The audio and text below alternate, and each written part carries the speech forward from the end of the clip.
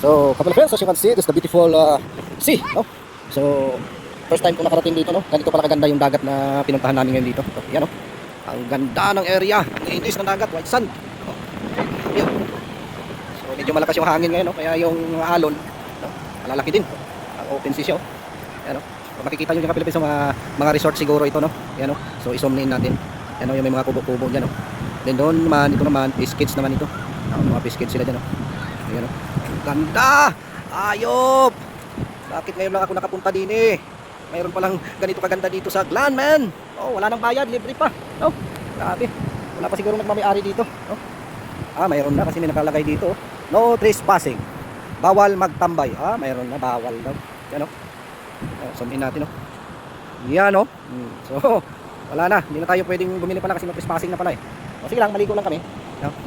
Uy, ang ganda dito. Uy, daming isda, oh. Daming isda, men.